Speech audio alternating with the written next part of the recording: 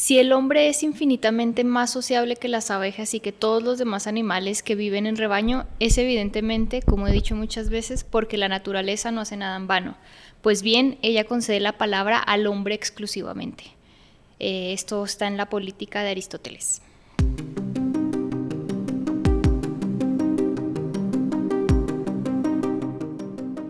Ojos del Bosque, un espacio de reflexión sobre la crisis ecosocial y nuestra responsabilidad en ella.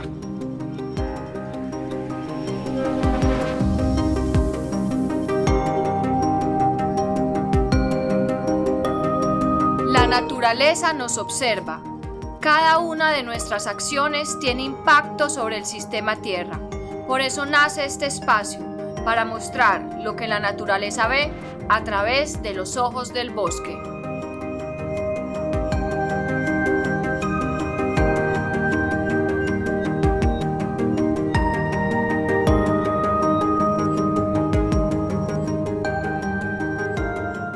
Les damos la bienvenida a un nuevo episodio de Ojos del Bosque en el ocaso de los tiempos, y el día de hoy queremos decirles que tenemos una invitada muy especial a propósito que estamos grabando desde aquí, desde la UNAM en México.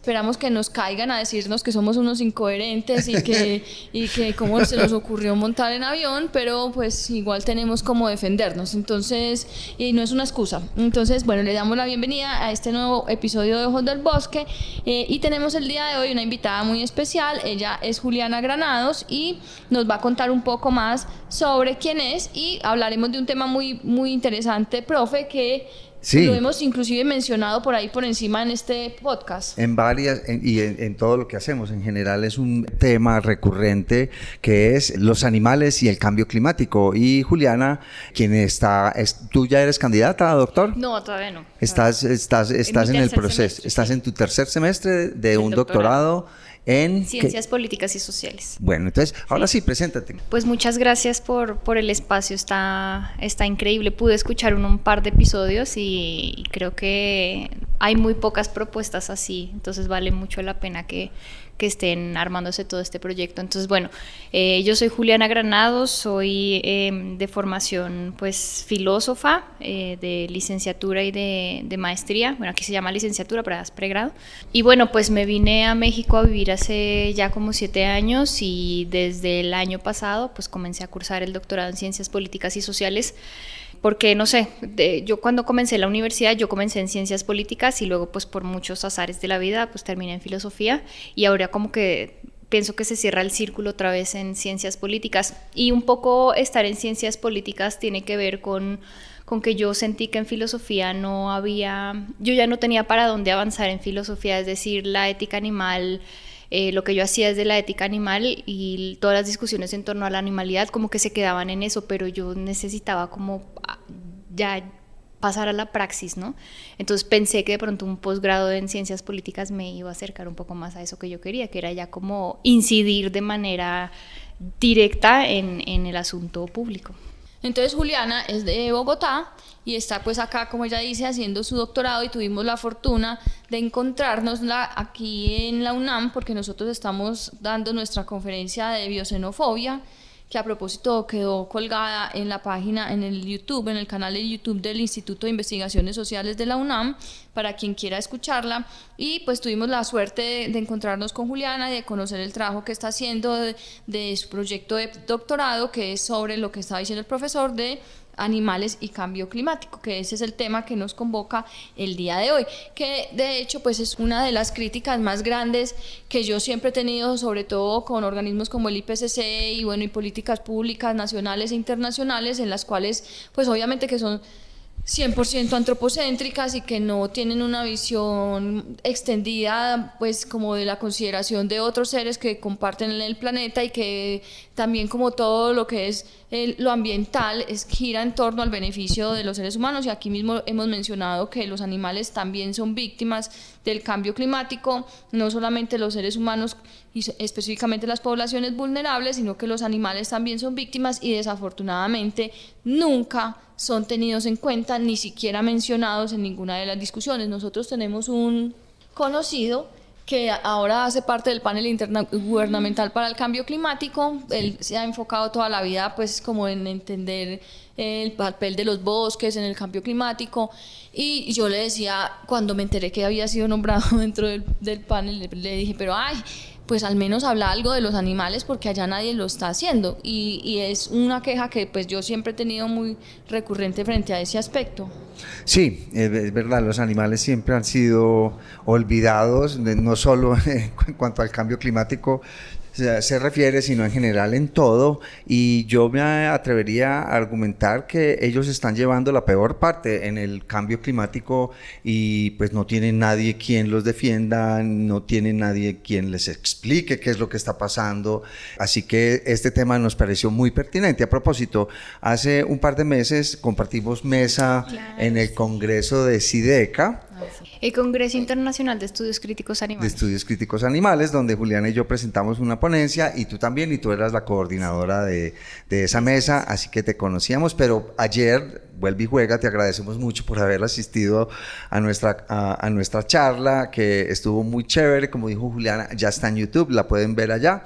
Y bueno, entonces, pues basado en lo que tú contaste en esa ponencia en SIDECA, la repetimos pues para enterarnos mejor de tu trabajo. Lo que se notó rápidamente es que hay una crítica muy directa y muy merecida, diría yo, al IPCC, que es el Panel Internacional para el Cambio Climático, intergubernamental para el Cambio Climático, y te oímos repetidas veces en esa ponencia con ciertos agravios con el IPCC, como te digo, me parecen muy merecidos. Cuéntanos un poquito sobre eso. Sí, es que, bueno, todo esto resultó, y debo dar los créditos pertinentes, con un texto que comencé a escribir hace como 3 años con colegas colombianos que también, con quienes compartimos la lucha, que son Eduardo Rincón y Nicolás Jiménez, y con ellos nos habíamos conocido porque habíamos coordinado un número en la revista latinoamericana de Estudios Críticos Animales. Y bueno, como que nos congeniamos muy bien, nos hicimos buenos amigos a la distancia porque era pandemia, y dijimos, bueno, pues sigamos haciendo un grupo de estudio y veamos cómo relacionamos esto con el cambio climático, que es lo que está acaeciendo ahora mismo. Y bueno, como que la investigación empezó con la preocupación de cómo vinculamos los animales con el cambio climático. De eso al final hicimos un capítulo que salió publicado en un libro, pero entonces el origen de esa preocupación viene de ahí, ¿no? De ese grupo de estudio que yo tengo con Eduardo y con Nicolás. Y los hallazgos que, digamos, que encontramos en su momento fue que al revisar incluso la misión, la visión, los estatutos orgánicos del IPCC, pues no hay ni una sola, pero es que ni por accidente aparecen los animales. Nada, o sea, cero. Nada, porque es que en la misma concepción del IPCC ellos consideran que lo que hay que hacer es salvaguardar los recursos y el bienestar para las futuras generaciones. Y cuando hablamos de generaciones, pues estábamos hablando de generaciones humanas, ¿no?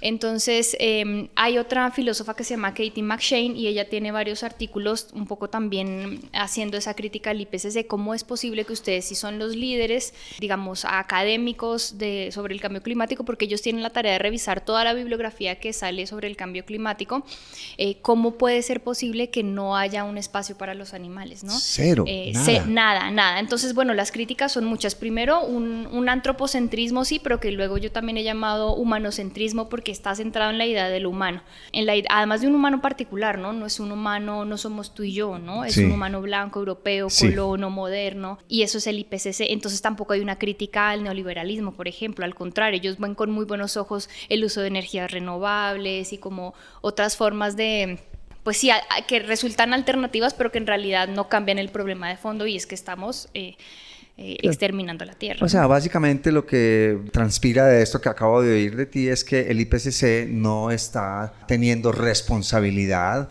en esto en particular. Bueno, en varias cosas realmente, pero en la cuestión de los animales no se están haciendo responsables por el bienestar de los animales, no humanos. No, al contrario. Hay muchas menciones en donde dice que las inundaciones y la acumulación de agua puede provocar las mal llamadas plagas.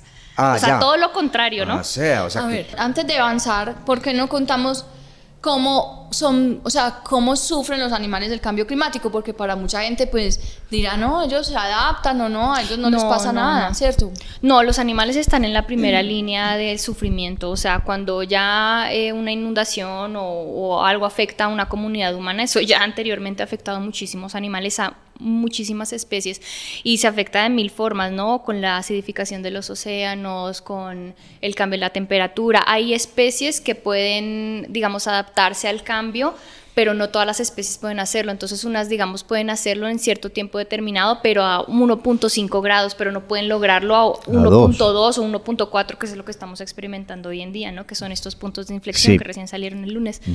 Pero no, o sea, hay un daño irreparable en las especies por el cambio climático, y es todo lo que produce el cambio climático, son las sequías, es la ausencia de alimento, tener que migrar, o sea, la migración también, yo creo que es un tema muy poco estudiado, la migración de los animales por consecuencia del cambio climático.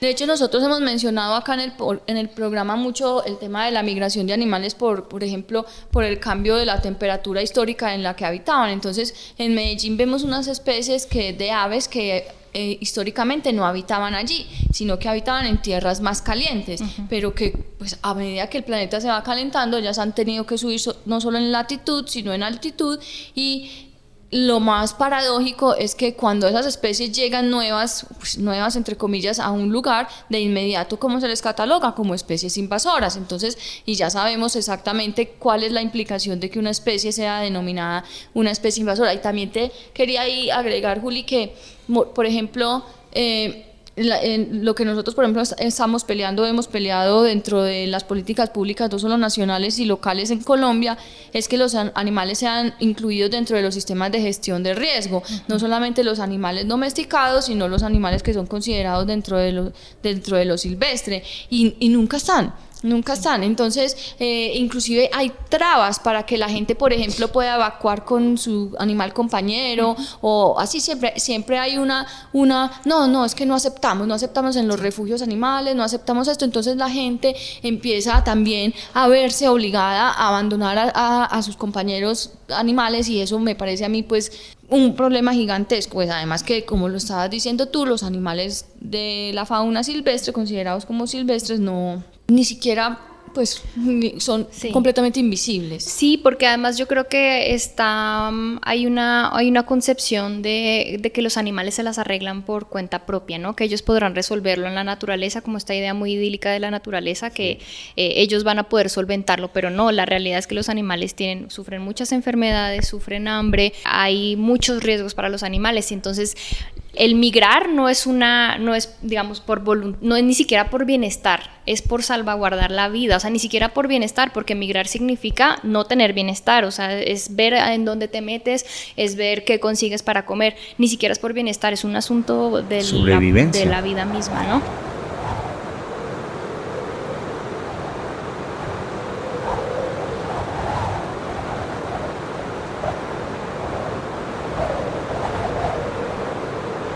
Entonces ahí la investigación tiene como, digamos, dos partes. La primera es una discusión directa con el IPCC, porque yo sí creo, si bien tampoco hay que ser ingenuos, ¿no? O sea, es el IPCC, pertenece a la ONU pues tiene una idea muy clara de quiénes son las naciones que sí pertenecen. Por ejemplo, Gaza no está en la ONU, ¿no? Nunca estaría en la ONU, por ejemplo. Nunca estaría. Sí, entonces, digamos, partiendo de eso, de que tiene una idea muy clara del sujeto humano que ellos están procurando, yo creo que sí es importante hacer un debate público con el IPCC, y llaman a veces eso, investigadores. Ahora, yo creo que por la crítica a la que han estado sometidos, han convocado investigadores del sur global, pero esto es nuevo, o sea, no, y voces femeninas tenían muy pocas, y entonces comienzan a aparecer luego investigadores de otras partes del mundo, pero sigue siendo insuficiente, ¿no? Sigue siendo insuficiente, porque la propuesta un poco en la investigación es que hay que adquirir una postura de ética interespecies, ¿no? De una correlación directa, de más horizontalidad, sin jerarquías. Esa es una parte de la investigación, digamos, como discutir con el IPCC, también entendiendo los límites, los alcances y los límites, pero otra parte que es, digamos, la que más me gusta, es postular a los animales como pues con una condición política, con un carácter político. Todos los animales son políticos. Esa es mi afirmación, que no es mía. Esto viene de una filósofa brasileña que se llama Juliana Fausto. Ella afirma que todos los animales son políticos, pero bueno, de ahí yo me sirvo para decir todos somos políticos, y en tanto que somos políticos, pues necesitamos formar parte de esa discusión política por nuestro propio bienestar. Juliana, Claro. ¿qué implica eso? ¿Qué implica lo de politizar a los animales? Estábamos escuchando en tu ponencia, politizar a los animales, todos los animales son políticos, ciudadanía animal. ¿Qué implican esos conceptos? Sí, bueno, es que empezamos con esa frase de Aristóteles porque ese es el momento fundacional, diría yo, en el que se elimina a los animales del asunto público y del asunto político. O sea, los animales quedan por fuera de lo político porque para Aristóteles solamente el animal racional, que es el antropos, pertenece o pertenecería a la polis, que además es un asunto de pertenencia, de ciudad, de límites, ¿no? O sea, si no estás en la ciudad, si no eres ciudadano, pues eres bárbaro, entonces te elimino, te castigo, te rechazo. Pero para Aristóteles el carácter político de los animales es el habla, es el logos, ¿no? Es el discurso. Entonces, pues claro, pues qué discurso, no es el canto de un ave, no es el zumbar de las abejas, ¿no? Es el discurso lógico humano. Entonces ahí quedan por fuera los animales, y esto pues agarra muchísima fuerza durante toda la época clásica. De hecho, la misma idea de humanidad, por eso yo a veces prefiero utilizar humanocentrismo en lugar de antropocentrismo, porque el antropocentrismo todavía tiene como un carácter animal. El antropos todavía se entiende como el animal racional, pero todavía animal, ¿no? Que necesita convertirse en ciudadano, en humano. Y en Roma entonces ya se habla de lo humano, de la humanidad, en tanto un sujeto, en tanto individuo que adquiere cultura a través de la educación. Y entonces van quedando los animales todavía más y más por fuera de la ciudad, porque los animales no se educan, dice Aristóteles, los animales se adiestran, ¿no? Entonces más y más nos vamos alejando de la idea de considerar a los animales políticos. Y pues bueno, en la Edad Media pues es como toda una diferencia, porque incluso hay juicios a los animales en la Edad Media, pero bueno, eso sería como otro tema. Y ya en el Renacimiento pues como que se retoma la idea de la humanidad, y por eso pues se habla del humanismo, pero sigue siendo lo mismo, ¿no? El humanismo es una construcción muy artificial de lo que entendemos por humano. Es una persona ¿educada en qué? Pues en letras, en matemáticas, en poesía. Y los animales, ¿dónde? No, pues los animales pertenecen a lo salvaje, ¿no? Entonces aquí se crea, además se da a la par pues también la colonización de los mal llamados nuevos mundos. Entonces allá el salvaje y acá lo civilizado. Lo civilizado pues somos nosotros los que ostentamos desde Aristóteles la palabra, el discurso, y los incivilizados pues quién sabe si esos qué, ¿no? Y los animales quedan de ese lado, todavía animales no humanos, pero además humanos animalizados, como los indígenas o las comunidades negras, etcétera. Entonces, politizar a los animales es afirmar de entrada que son políticos en dos sentidos. El primero, que me interesa muchísimo, es que yo entiendo la política de dos formas al menos. La primera, digamos como la más general, es pues la política procedimental, ¿no? Las instituciones, cómo hemos conformado las instituciones, los procedimientos que establecemos, más de tipo administrativo, cómo nos representamos, a quién elegimos, es decir, como la conformación de la política en tanto instituciones. Pero hay otra consideración de política que a mí me interesa muchísimo más, porque es previa a toda cognición, ¿no? Es más bien el juego de los cuerpos, como la vitalidad misma, el verse confrontado por el otro, ni siquiera mediado por el lenguaje, porque el lenguaje pues limita, ¿no? Muchas veces son otras maneras de entendernos con otros códigos que ni siquiera alcanzamos a procesar con el cerebro, ¿no?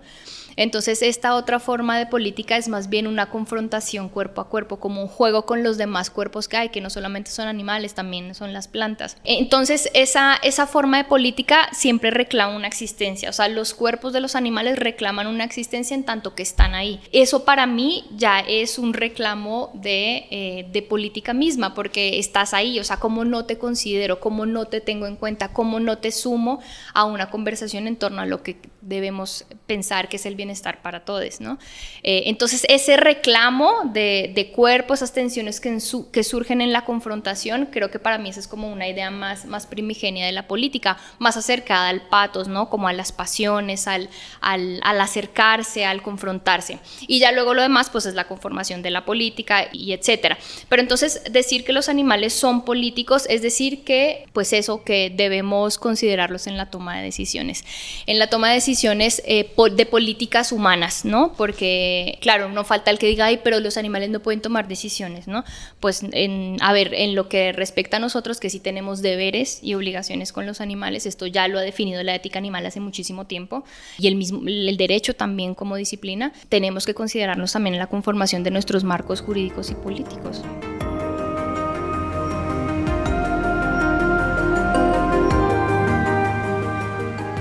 Ojos del Bosque, un podcast para hablar del ocaso de nuestros tiempos.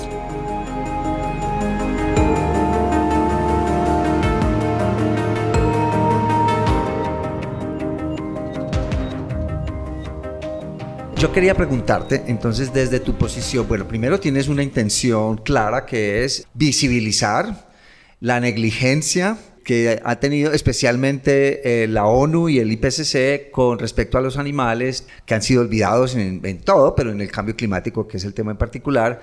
Ahora, cuando tú termines tu trabajo, esta tesis que estás haciendo podría servir como palanca de presión al IPCC, o ¿cómo se le puede presionar al IPCC, mejor dicho? Mira, ellos en principio se supone que permiten el diálogo abierto, es decir, sí se podrían interpelar. Yo ya lo hago cuando puedo, cuando salen sus publicaciones de llamados para lo que sea, ¿no? Para conformar los grupos, porque ellos trabajan a partir de grupos. Sí. Pues ahí medio, yo digo, bueno, ¿y los animales para cuándo, no? O sea, ¿cuándo van a llamar personas expertas en ética, veterinarios, pero que tengan una perspectiva no tanto desde la zootecnia, sino más bien desde el bienestar y la vida de los animales? Pero sí, o sea, mi pretensión sí es llegar a una interpelación, porque si bien no estoy de acuerdo como con el orden hegemónico, también sé que es el que hay, y entonces pues hay que interpelarlos públicamente. Sí aspiro en algún momento incluso poder llegar allá y decirles, oigan, por favor, o sea, quiero que me digan si es que es negligencia. Definitivamente es evidente que es negligencia porque no les interesa. Es que mira, yo estaba viendo hace un rato los reportes, muchas veces que salió de los puntos de inflexión, pues está financiado por la Fundación Besos.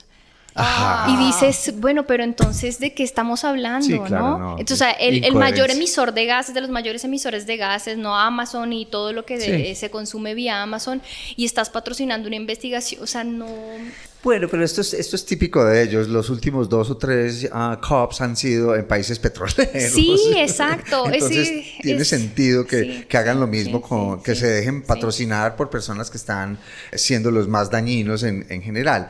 Entonces, si no es el IPCC, ¿quién puede abogar por los animales? Yo creo que las instituciones todas han fracasado, la democracia ha fracasado. Pues lo cierto es que la promesa de libertad, igualdad y fraternidad que prometió la Revolución Francesa, eso ni siquiera, eso murió ahí mismo, ¿no? Ahí mismo. Y además nosotros, pues como culturas que estábamos ajenas a esa conformación de esos estados, pues ni siquiera estábamos considerados, pero yo creo que la única herramienta que nos queda, además de presionar y hacerles ver como estas ambigüedades y estas contradicciones, la única opción pues siempre es lo que llamarían algunos como Chantal Mouffe y Ernesto Laclau, lo político, o sea, la política versus lo político. La política, entonces todos los procedimientos, instituciones, y lo político es el ejercicio político de salir a la calle, de reunirse, de convocar gente, de presionar.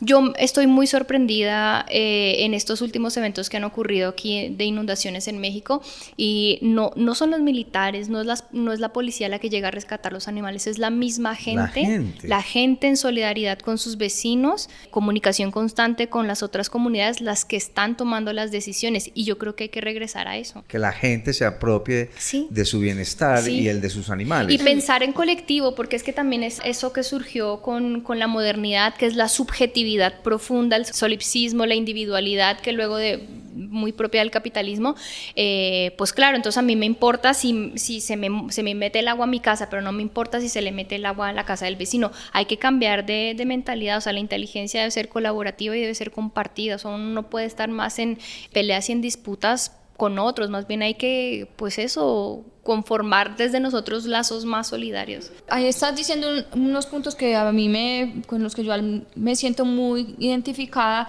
y es, primero, también como tomarse la situación en las manos propias. Y yo creo que uno, a pesar de que tiene que seguir presionando y no abandonar el tema de la presión a la política tradicional y sobre todo a esa política electoral tan nefasta y tan corrupta y tan arreglada que por lo menos en nuestros países está tan arraigada, no solamente esa pelea, sino también contra estos organismos hegemónicos del IPCC, de la ONU, y yo creo que este ha sido el momento en el que uno realmente se ha dado cuenta que no sirven para nada, o sea, para ¿cómo nada, es posible que, hablando aquí pues también de otros temas, que Benjamín Netanyahu haya podido tener una palabra en la última cumbre, ¿sí o no? Cuando se supone que además tiene orden de captura. Tiene orden de captura, y la misma ONU en un reporte dijo, Israel está cometiendo genocidio, pero lo dejan hablar allá, o sea, eso es una payasada. Es una payasada. Es una payasada. Sí. Entonces, también es como apropiarse de lo que a uno le corresponde y no empezar, porque también nos volvimos perezosos de delegarle todo al político. No, es que lo soluciona el gobierno, no, pero no, es que nosotros también tenemos un poder muy grande, y un poder que vos estás diciendo que es el poder de la aglomeración y el poder de la cohesión y de la comunidad, que ese yo creo que es el más grande de los poderes que existe, el poder de trabajar todos juntos por el bien común y no por el bien, y no trabajarle al político para su bien particular. Entonces eso me parece súper importante y me gusta mucho que lo hayas mencionado, porque mira que yo que he sido, pues he tenido una organización, una ONG toda mi vida, y que me he dedicado como a ese activismo y a esa presión, no solamente de los entes gubernamentales establecidos, sino de cómo vamos a organizarnos como comunidad para hacer cambios que finalmente terminen permeando todas esas otras esferas. Eso para mí es lo más poderoso. Y te quería mencionar, a propósito de lo que estás diciendo de los videos de las inundaciones, no es que yo los veo y yo lloro, no es que yo soy muy sentimental, pues además. No, pues sí. Y la gente que sale con ningún recurso, también exponiendo su vida, las comunidades, las personas. Hay este video circulando de un señor que sale en un barquito, una balsa precaria, a recoger perros que se va encontrando, y a recoger no solo perros, sino viejitos, personas ancianas que han sido abandonadas ahí, que están ahí a la deriva. Y yo digo, eso, como dicen, esto le devuelve a uno la fe en la humanidad, ¿cierto? Pero ¿cómo hacemos para aumentar eso? ¿Cómo hacemos para aumentar ese altruismo, esa empatía, ese deseo de colaboración y de comunidad? ¿Cómo hacemos? Pues está muy difícil, porque han sido siglos de enseñarnos de tú mismo, tú puedes, supérate tú mismo, tú solo, puedes con todo, sí, el mundo te queda pequeño. No sé, pues retornar a la idea de las decisiones, la toma de decisiones desde el pueblo, desde lo popular, ¿no? A veces no se necesita una comunidad muy grande, puede ser tú y tu vecino, mi vecino, ¿no? Abrir las puertas. Yo sí creo como tú que hay que seguir presionando a las instituciones por un asunto también de que se sirve, ¿no? del marco jurídico, y bueno, se puede presionar, y ha habido casos de éxito, pero yo creo que sin tampoco caer en la responsabilidad 100% individual, porque hay mucha desigualdad y hay personas que no pueden tomar decisiones y que la verdad están en una situación en donde es injusto pedirles que tomen las decisiones que tomaríamos otros que sí podemos tomar ciertas decisiones, ¿no? Pero sí creo que eso, pues un poco pues burlar al sistema desde adentro, ¿no? Pues es lo único que yo pienso, burlar el sistema desde adentro. Pero es muy difícil, porque las mismas universidades pues te premian más si trabajas individual, si publicas en individual, te quitan puntos si publicas en compañía, entonces como que ahí mismo te vas quedando por atrás. Y eso es algo, por ejemplo, que el IPCC no ve, o sea, el IPCC revisa bibliografía disponible en inglés, o sea, pero claro. ¿Quién publica?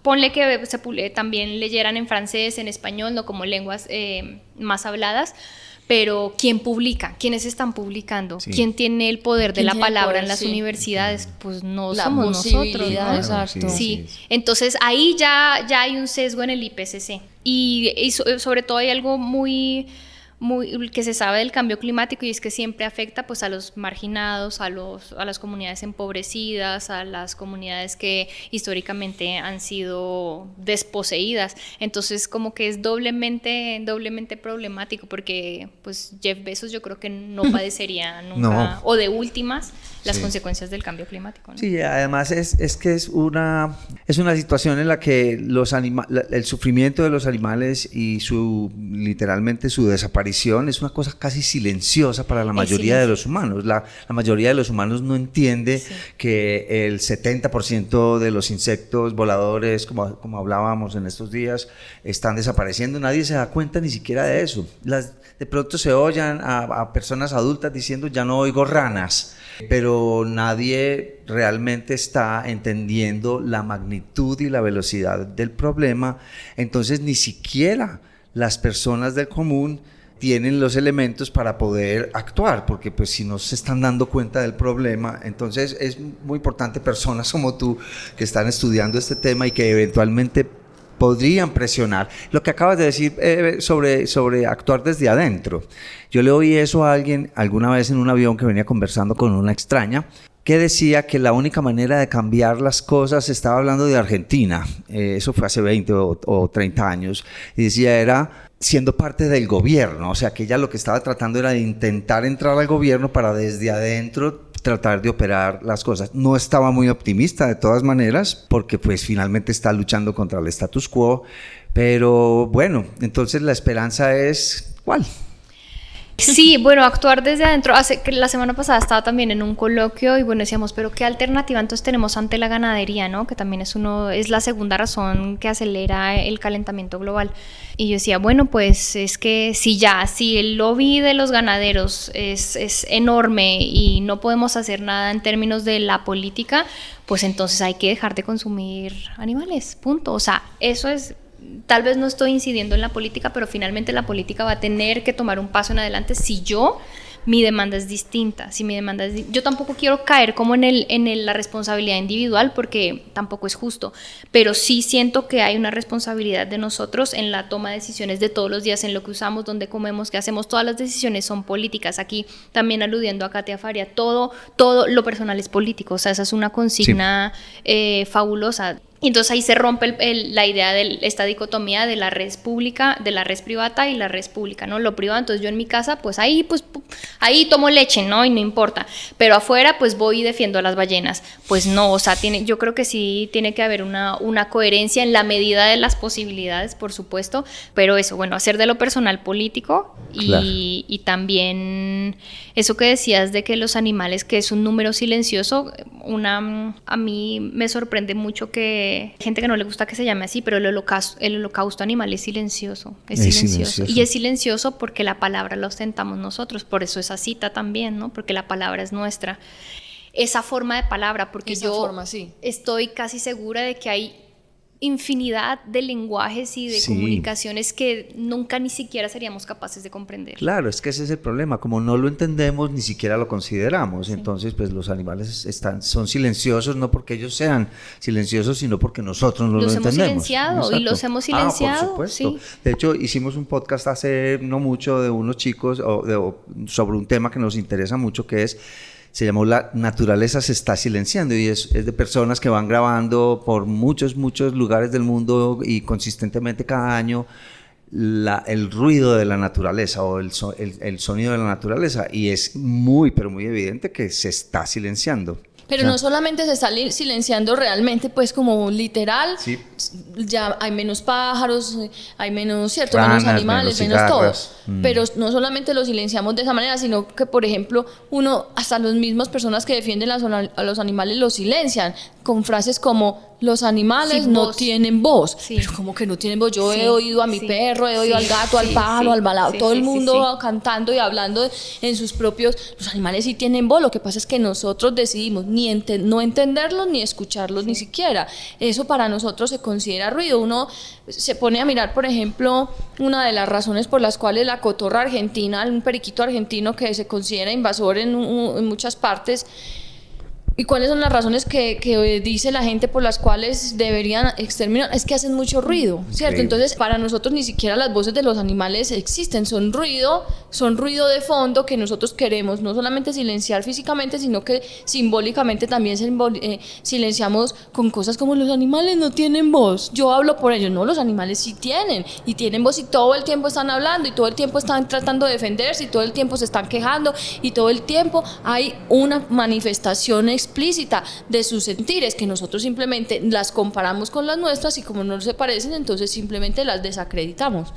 Sí, así, por ejemplo, Descartes, este filósofo de la modernidad, pues como que él confirmó que los animales no tenían alma porque eso no expresaban un lenguaje racional, ¿no? Y era un viviseccionista muy reconocido, Descartes, o sea, él abría vivos a los animales como para entender cuál era la mecánica, porque creía que los cuerpos se movían por una mecánica extrínseca a los cuerpos, no que los cuerpos tuvieran movilidad por sí mismos. Y tristemente, pues esa fue la idea que permeó en toda la filosofía, y la filosofía pues luego pues también en toda la conformación de las ciencias.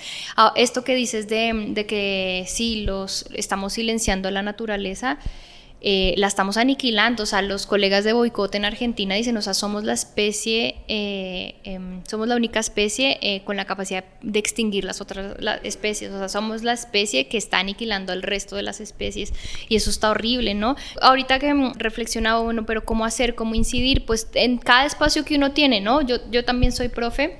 Este semestre estoy dando filosofía moderna y siempre, o sea, yo intento claro, sigo el programa que tengo que seguir, pero mi tesis siempre es que la conformación del sujeto moderno es a la vez un olvido y un ocultamiento del animal, ¿no? Eso con fines científicos, ¿no? Porque también pues tiene que ver mucho aquí cómo se ha dado la ciencia. Pero entonces desde la educación creo que también podemos ir cuestionando pues todas estas cosas, dogmas, como decían ustedes ayer, que creemos que son ciertos y que no tienen otra manera de ser, pero pues no, o sea, todo siempre puede ser distinto. O sea, todo lo que creemos en este momento que es así, como entendemos la misma humanidad, como entendemos la naturaleza del hombre y los animales, eso son construcciones, o sea, nada está dado.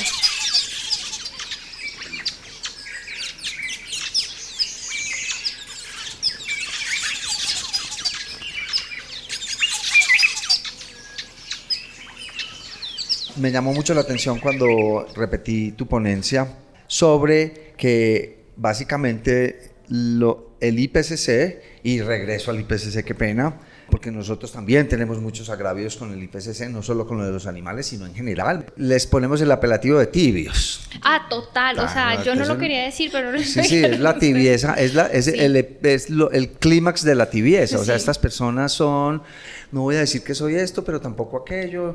Soy muy políticamente correcto, pero no, las cosas están pasando alrededor. El mundo las tibiezas no. No se puede ser tibio en un mundo sí. tan caliente. Exacto, no hay manera. Exactamente. Entonces, el IPCC está tomando siempre al humano como la medida de la vulnerabilidad, y esto pues es lo que aparentemente está desembocando en la negligencia subsecuente. ¿Es esto una incapacidad cognitiva colectiva de los humanos o es una cosa política o intencionada? No se sabe. Yo creo que es intencional, yo Es creo que sí es política, sí, porque con toda la evidencia que hay hoy en día, con todo lo que vivimos después de la pandemia, además, es innegable que los animales están reclamando su existencia, Sí, y la por reclaman a gritos. a sí. gritos con su propia vida. O sea, ahí ya conocieron a David Varela dice que incluso los animales resisten ya habiendo sido cocinados, ¿no? Cuando te cae mal una carne, que eso se lo leyó a otra persona, ¿no? Esa es una manera también de resistir incluso cuando te han despojado del propio cuerpo. Entonces yo creo que es negligencia, sobre todo pues porque hay unos intereses muy claros ahí, ¿no? Hay una idea de humanidad blanca, hay cero crítica al capitalismo. O sea, el IPCC es tibio por naturaleza, tampoco se puede esperar mucho de ellos, ¿no?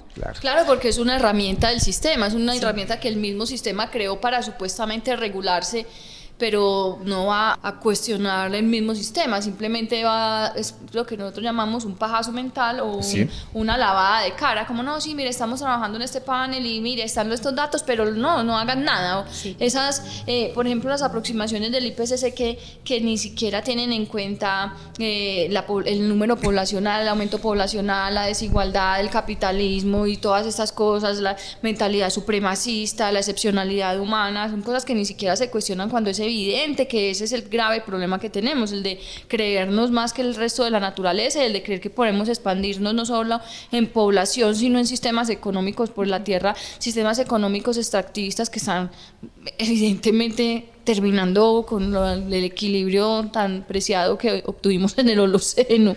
Yo inclusive me atrevería a decir que el IPCC está haciendo las cosas peor. O sea que Sí. solamente reunirse cada año, todos estos dignatarios volando en jet, comiendo carne seguramente, Tomando Coca-Cola. tomando Coca-Cola, están cada vez que hay una reunión de las COP o del IPCC, las cosas empeoran, no se mejoran para nada. Ninguno de los acuerdos son realmente vinculantes.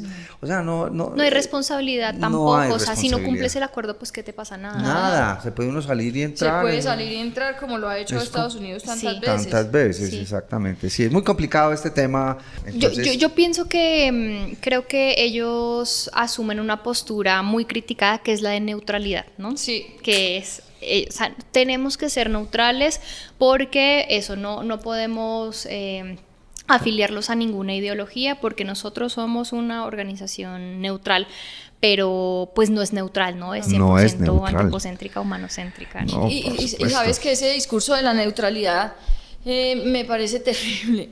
O sea, es que no voy a tomar partido, pero hombre, uno sí tiene que tomar partido y sobre todo cuando estamos hablando del colapso de la civilización y del colapso de la vida y la crisis, la peor crisis de la vida en la Tierra, por lo menos en nuestra historia.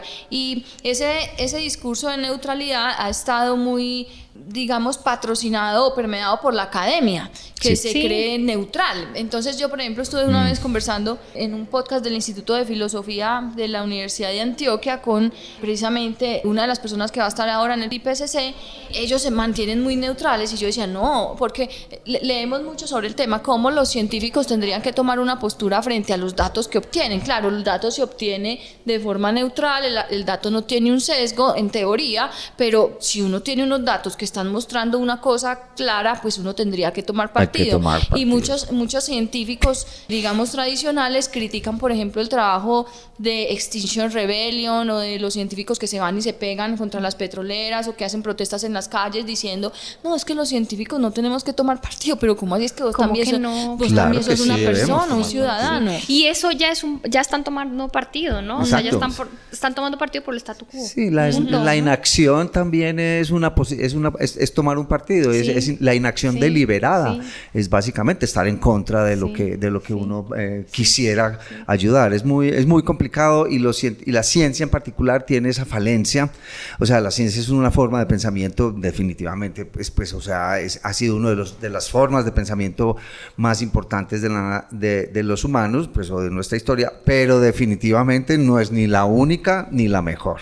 No. Pero pretende serlo. Tiene la petulancia y la arrogancia de decir, si lo estamos diciendo nosotros es porque es verdad, pero no tiene necesariamente que ser verdad. No sé si han visto una chica del Amazonas, una doctora en algo, en biología o algo, que está posteando mucho unas cositas en Instagram acerca precisamente de eso, que ella como científica, digamos, clásica, pero también como indígena del Amazonas, le parece pues que hay un encuentro o una disyuntiva grandísima entre las dos cosas y critica mucho a la ciencia clásica por eso. Entonces, a la ciencia occidental Sí, y moderna, sí, o sea, porque pues sí, es que esto va muy vinculado con el proyecto colonial y con el proyecto de progreso, o sea, no se puede entender como toda esta crisis sin conectar con que pues la idea de, digamos, del dominio de la naturaleza pues está sin duda muy relacionado pues con opacar al otro y ese otro pues es lo otro indio, lo otro negro y Sí. lo otro naturaleza, ¿no? claro. Juli, tú en la ponencia hablabas de éticas climáticas no antropocéntricas. ¿Podrías explicarnos un poco de qué se trata o cuáles son esas éticas o cómo podemos entenderlas un poco más? Sí, bueno, hay las éticas climáticas no antropocéntricas, bueno, es una, digamos, como una serie de lecturas, de observaciones que hacen filósofos, pero también biólogos y veterinarios frente a la crisis del cambio climático y evidentemente pues se han dado cuenta que pues una visión antropocéntrica ni nos va a ayudar, sino que al contrario va a seguir intensificándose pues toda la gravedad del cambio climático. Entonces las éticas climáticas no antropocéntricas pues son un puñado de postulados filosóficos de distintos autores de distintos lugares del mundo que promueven una una visión distinta a la antropocéntrica. Entendido esto como tres variantes distintas. Una es pues el biocentrismo, otra es el ecocentrismo y la otra es el zoocentrismo. El biocentrismo, bueno, pues considerar que pues todas las vidas en tanto vidas pues tienen el mismo valor, ¿no? Que mi vida tiene el mismo valor que la de una ardilla, pero que la vida de esa ardilla tiene el mismo valor que la vida, por ejemplo, de una bacteria, ¿no?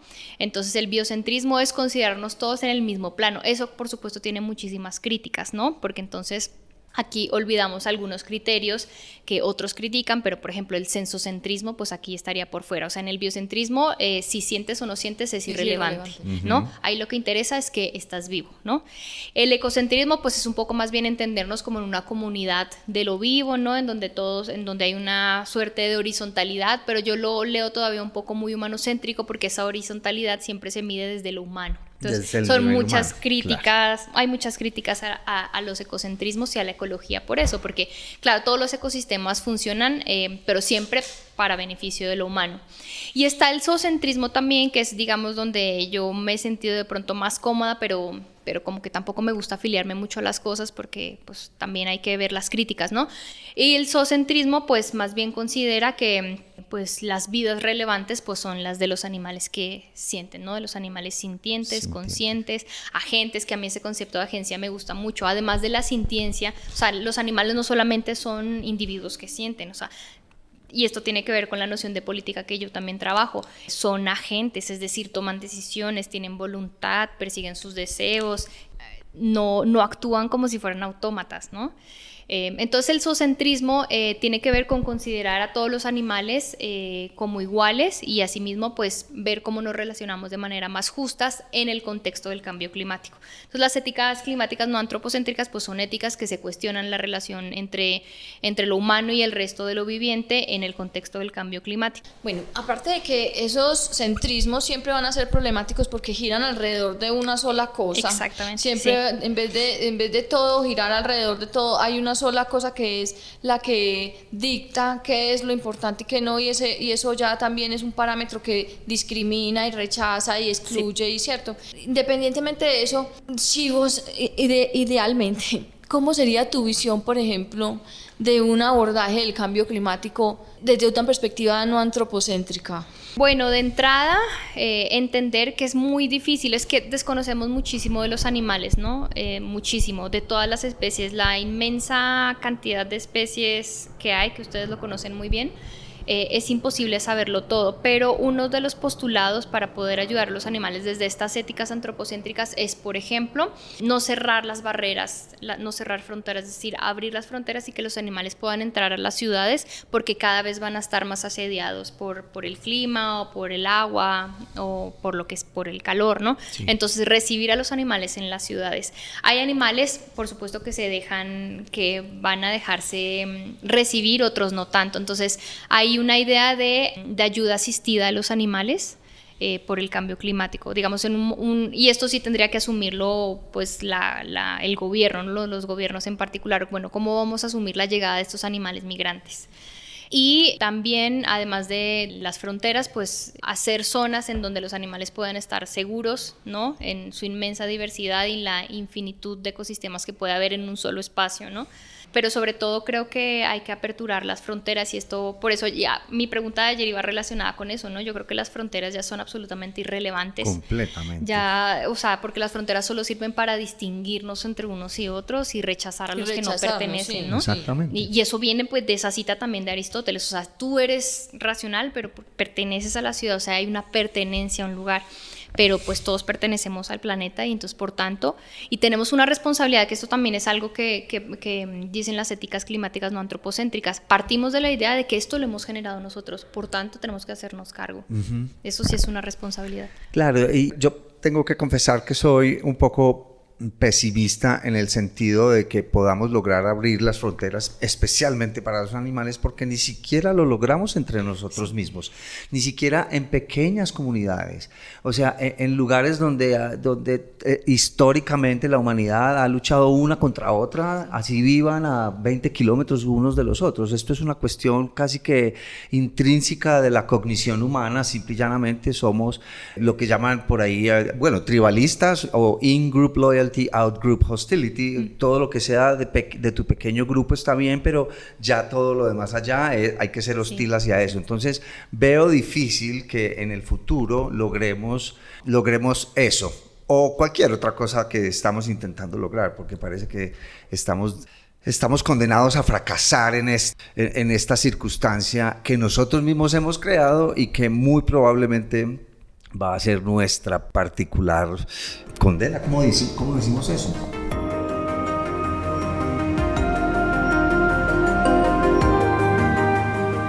Reflexiones sobre el supremacismo humano, la crisis ecosocial y la degradación del planeta.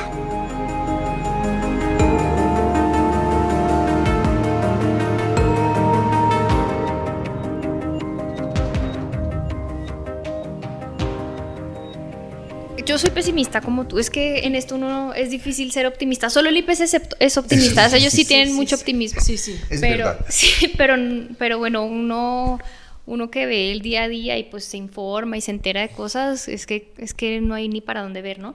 Pero yo creo que las fronteras, en un mundo ideal, bueno, que no existieran fronteras, pero no hay que olvidar que esas fronteras también se conformaron para la protección de la propiedad privada. Entonces, en un mundo ideal, pues que no tendría que haber propiedad privada, o sea, ¿no? Y esa propiedad privada que a la vez fue, pues, lo que sirvió para la conformación de los estados otra vez, en donde solamente los ciudadanos humanos pertenecen, no los animales. Claro. Entonces, la defensa de la propiedad privada a mí me da risa y me molesta, así como me molesta también eso que les decía ayer, ver supermercados llenos de comida. Eso no es normal en un mundo en donde la gente, más de la mitad de la población se está muriendo de hambre, que uno puede ir a elegir la comida. Eso no es normal. No puede ser. Eso no es normal, ese derroche de ropa, el derroche de compras. Es que esto tiene que cambiar. Tiene que cambiar o la naturaleza nos cambia, con un costo altísimo para la naturaleza misma, pero digamos que el consuelo, si se podría usar esa palabra,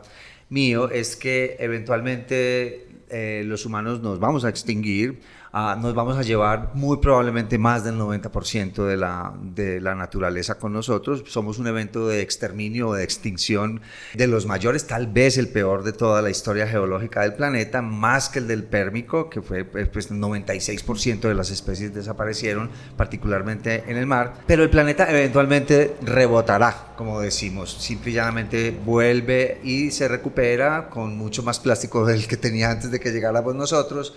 Pero pues habrá otra era geológica en la que nosotros no seamos protagonistas y siquiera que no vamos a ser protagonistas, pero tampoco va a haber testigos. Entonces esto es solamente un wishful thinking, es lo que quisiera que pasara todo más rápido de una vez para que pudiera la naturaleza empezar su proceso de recuperación. O sea que usted se matricula en el aceleracionismo de la derecha. No.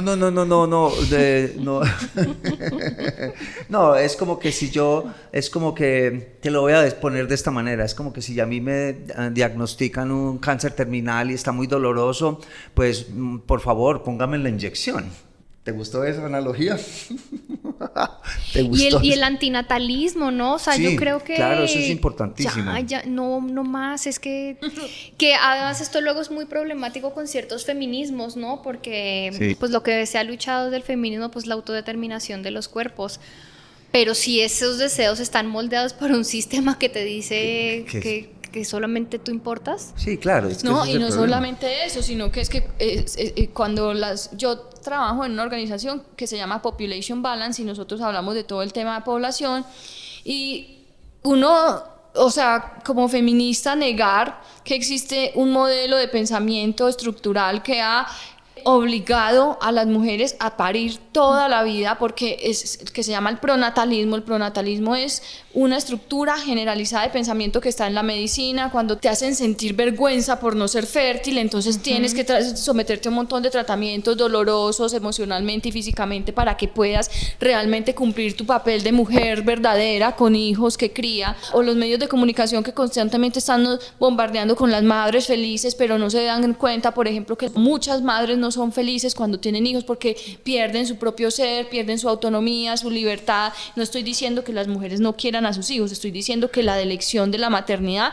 es una elección que nos han vendido, que es lo único que puede, el único destino de una mujer. Entonces uno como feminista negar eso me parece primero muy incoherente, y segundo, defender la autonomía de los cuerpos cuando estamos obligando a otros a nacer en un planeta en el que no va a tener un bienestar y un florecimiento pues merecido, ¿cierto? Yo estoy trayendo un hijo a un mundo donde seguramente no va a tener agua para tomar, no va a tener un suministro de alimentos como lo que nosotros sabemos, un mundo donde el fascismo se está levantando de nuevo, donde no hay seguridad, donde no hay comunidad. Entonces también me parece que esa visión feminista me parece muy doblegada a esas otras formas hegemónicas de dominio de la mujer y de los cuerpos de las mujeres como proveedoras de trabajadores, mano de obra barata, y proveedoras de soldados y de militares y de consumidores. Entonces sí, tenemos también que pensar, y eso es nosotros siempre discutimos aquí el tema de la población, y es, hombre, dejemos de tenerle miedo a eso, dejemos de tenerle miedo a esa discusión. Somos demasiadas personas en el planeta. De hecho, desde el punto de vista matemático y ecológico, si nosotros miramos la curva de crecimiento poblacional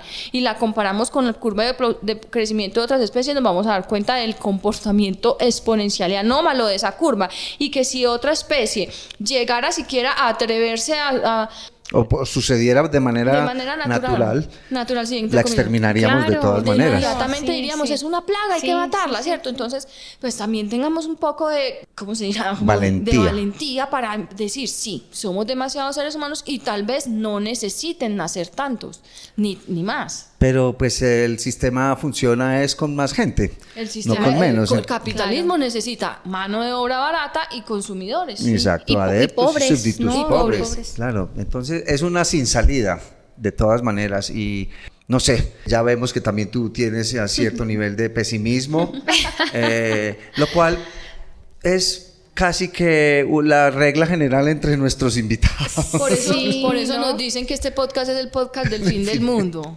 Pero pues sí, es que estamos en el fin de una versión del mundo. Sí. Exactamente, y desafortunadamente no solo de nuestro mundo, sino del mundo natural, o sea, de todos los que cohabitan el planeta con nosotros, lo cual es criminal.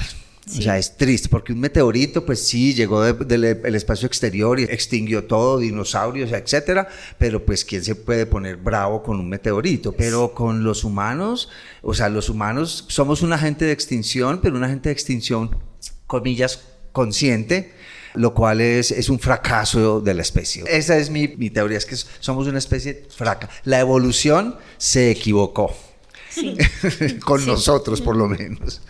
Sí, hay un filósofo que se llama italiano, porque los italianos les ha gustado mucho como el tema de la animalidad, y entonces Agamben, que es el que quiero citar, en un libro que se llama Lo abierto y lo animal, tiene como que comienza el ensayo, porque su crítica es el antropos, ¿no? Una crítica al antropos, pero no tanto porque sea animalista, sino más bien porque considera que, pues eso, como que la construcción del sujeto, pues ha sido como una cosa que no ha sido muy funcional para el antropos. Entonces tiene una escena muy bonita que me gusta mucho, y es que como que él estaba leyendo en una biblioteca por allá en Italia y encontró una Biblia hebrea de hace muchísimos siglos, y en la escena del juicio final, del juicio de los justos que llaman, solo hay animales. Entonces con eso comienza el ensayo, ¿no? Con eso comienza el ensayo. En ese momento apocalíptico en donde el mundo se va a acabar, los justos pues van a ser estos seres que tienen como una corporalidad más animal, pues porque, pues sí, ahí un humano no va es que a figurar, somos los juzgados, somos los juzgados, sí. Y yo creo que todas las reflexiones, así ya como para pensar el cambio climático, tienen que ser decoloniales, antirracistas y antiespecistas. O sea, y eso es algo que el IPCC tampoco hace. O sea, le importa un comino el racismo, le importa un comino el especismo. Entonces la reflexión tiene que ser 100% decolonial. O sea, también tenemos que apropiarnos de nuestros saberes diversos, aquí como comunidades que no estamos en el centro del norte global. Hay un pensador de Martinica que se llama Malcolm Ferdinand, y Malcolm Ferdinand dice, bueno, pues muy bonita toda la teoría de la Gaia y todo lo que ustedes quieran, pero pues la Gaia era la diosa griega, europea, griega de la tierra. Pues más bien tengamos una lectura decolonial del cambio climático, hagamos una ecología decolonial, y pues qué tal si colocamos más bien de nombre Haití. Porque no le ponemos a la Gaia Haití, ¿no? Y que se vea que también todo el influjo del colonialismo pues tiene que ver mucho también con el cambio climático, sin duda, ¿no? Sí. Bueno, Juli, yo creo que pues ya podemos ir cerrando este interesantísimo programa. Como de costumbre, muy interesante. Muy interesante. Nuestros invitados siempre descollan. Son de lujo, Ay, de qué lujo. chévere, no, qué chévere. Te agradecemos mucho por el tiempo, por haber compartido tu información con nosotros, y pues tenemos muchas ganas de leer cuando termines tu propuesta. Sí. Queremos recordarles que estamos en Spotify, que estamos en Apple Podcast, en YouTube, en iVoox y en Audible, por si quieren escucharnos. Y bueno, si tienen preguntas. Y ya saben que dense de baja de Spotify, no paguen más allá. Ah, verdad, sí, ya Sí. sabemos por qué, porque Sí. este hombre está Sí, tiene ahí sus business Con- financiando armas. Sí, financiando armas, para el ¿cómo puede ser genocidio. posible? Pero bueno, sálganse de ahí. Nosotros estamos ahí, no pagamos un peso, pero, Es verdad. pero sálganse de ahí, o sea, no patrocinen más esa plataforma. Sí, Y- acción individual, sí importa la Sí. acción De todas individual. maneras, exactamente, de todas maneras hay que hacerlo, porque si no, ¿quién lo va a hacer? Si ellos no se van a encargar, nos tenemos que encargar nosotros. Por favor, si tienen preguntas, déjennos en los comentarios, que somos muy prestos a responderlas. Y agradecemos mucho a las personas que nos han dejado comentarios en los últimos episodios, que han sido unos comentarios muy agradables, muy buenos, que nos hacen sentir muy bien. Yo también quiero agradecer, ahora que me acuerdo, que estamos en el mejor estudio que hemos tenido Sí. desde que el podcast inició. Esta es la terraza del tercer piso del Instituto de Investigaciones Sociales de la Universidad Nacional Autónoma de México, y el doctor Jafet Quintero fue quien facilitó que nos prestaran este maravilloso espacio para grabar. Bueno, muchas gracias a todos, muchas gracias a ti, Juliana, y hasta la próxima. Bye. Bye. Los esperamos en el próximo episodio de Ojos del Bosque para abordar temas que la sociedad quiere aplazar, pero la naturaleza no.